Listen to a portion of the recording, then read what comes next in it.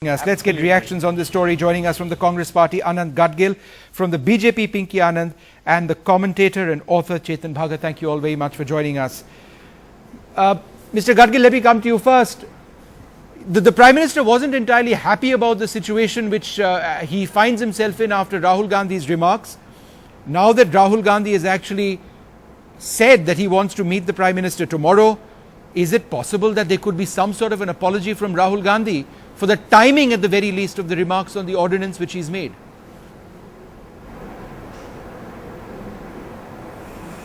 I think first of all you are interpreting too much in that. See, basically let us understand, when the Rahul Gandhi ji made a statement, 4 to 5 days before that Rahul ji was on constantly on tour at various places. In fact, he had come to Pune last Wednesday. When I was there, I was very much present. He was touring Maharashtra for 2 days, other states. So as soon as we went back to Delhi, probably he must have he talked to a lot of media people, he talked to common man, he talked to Congress workers, and maybe that he felt that yes, there has to be something done about this ordinance. So he just spoke spontaneously without understanding the political importance of that remark, where he comes into a press conference just a few hours before the Prime Minister, who is abroad, is going to meet Obama. He drops a political bombshell. Do you mean to say that he didn't understand the timing was important of that statement? No, see, basically, as I said, as soon as he reached Delhi, you must have seen, he called Makanji, and when he came, he learned that Makanji was having a press conference. Maybe he thought, and he went there and just spoke. So I don't think he just went and he spoke. Something he wrong just went and he spoke, and the Prime Minister was in the US, yes, and now we have a Prime Minister coming back. Chetan, come in over here. Do you accept that he came to a press conference and he spoke? Well, we know that. Is that, I mean, how do you analyze the statement over there from the Congress right now? He spoke. Well, I mean, the fact is that for Rahul Gandhi, I mean, you know, this is a bigger issue. I mean, he obviously felt very strongly about this. He hasn't, it was very out of character moment for him, at least as far as we know Rahul Gandhi, for the arrest of the people. And I think he felt very strongly about this ordinance. But he conveyed two things there. He said he doesn't like the ordinance, that everybody knows. But second, the language he used clearly said he doesn't like the way things are being done in the party, or the fact that his voice is not getting heard or something. That frustration was mixed in the fact that his disagreement. And the PM's image took a bit of a collateral damage. I don't think he meant to hurt the PM, but at the same time, it has led to a hurting of his image. But frankly, it will not stop him from doing what he is doing. I mean, Manmohan Singh is not that important. At the end of the day, he's an appointee. And frankly, Manmohan Singh, like he was saying, I'm not going to resign. I mean, he resigns when the Gandhis tell him to resign. He doesn't have a choice. He does what is told. So I think he will go there to save his face. Of course, he may have got some feedback now that maybe your tone was such that the PM's office is a bit undermined, and I think the media is playing it like that. So he must have gone, he may go there, explain to him that, listen, there was nothing personal there.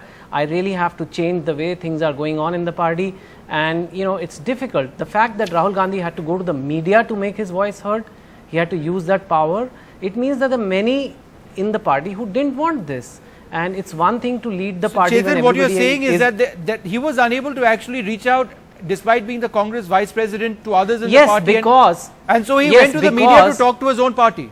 Yeah, because it's very easy to, or I wouldn't say it's still easy, but it's one thing to lead a party when everybody's interest is aligned with yours. You know, I'm going to help you win the election, you and I will work together. But it's quite another to say, you're going to do things differently from now on. If you're convicted, your career is over. You're going to jail.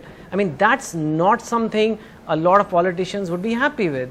But it's something Rahul feels strongly about, and he went ahead and chose this way. The PM image took a hit, so it's natural he'll go there to save Manmohan Singh's face. But frankly, Mr. Manmohan Singh is not that important in the large scheme of things. Okay. Pinky, let me just turn this entire argument upside down. We'll talk about the Prime Minister and his image in a moment from now. But today is a great day, you know. I mean, this cleanup process has started in 48 hours. We've got 3 MPs convicted. They're no longer MPs. Isn't this exactly what the BJP had wanted? And therefore, now that this ordinance is not likely to be pushed through, why do you continue to take on the Congress? It's a formality now. The ordinance will be withdrawn. The great cleanup has started. You know, there are two different things here. A, the BJP has been advocating for cleansing of politics, and was not in favor of the ordinance. It was opposed vehemently at all forums, including before the president. And in fact, I think a large credit goes to the BJP because of the opposition it made and the vehemence that it propounded, which led the president to even call the 3 ministers to explain what the pressing needs situation was. The second part which you're talking about, as far as the process started, so why is anybody concerned with what Rahul Gandhi said? I'm sorry, it doesn't stand to such ease, because Rahul Gandhi ultimately, the whole facade that is being put, even look at the arguments given by Mr. Gadgil here and whatever, that that he went to Maharashtra, came and he just walked into a press conference of Ajay Maken and he made the statement because he strongly feels. I mean, who is going to swallow this argument that Mr. Rahul Gandhi naively just walked into a press conference and makes a public statement humiliating, ridiculing the Prime Minister, the Cabinet and the government, rubbishing the ordinance which he called it? And what was the need for all this? Accepting, it just appears to be that Mr. Rahul Gandhi wanted to be opportunist about the situation. The ordinance was going downhill, that is obvious, and tomorrow I think the rest of it will also follow. It will be either be withdrawn or the president rejects it, whichever way it happens. The bottom line is Mr. Rahul Gandhi saw that as an opportune moment to make a statement as if it was his comeback or rather his commencement, whereby he had an opportunity to demonstrate himself, which nobody is actually taking this argument to say that Rahul Gandhi has this very clean image and therefore he wanted to tell the other party people, is this a forum? Chetan, you're smiling. Come in on that. You had a remark to make, Chetan? No, you know, I know there is this theory going around that it was all one big staged exercise to make him look powerful or whatever. But firstly, I don't think the Congress is as well organized to create such a wonderfully staged exercise. There has been many occasions they've goofed up, they've arrested Anna, they've attacked Ram, they've been doing things which are very bad PR disasters. This is to do it on a bill which is so sensitive, involves the entire cabinet. I'm sorry, but this is looking like something which Rahul did on his own accord. That's just the way he is. I mean, there has not been a lot of consistency in his behavior anyway.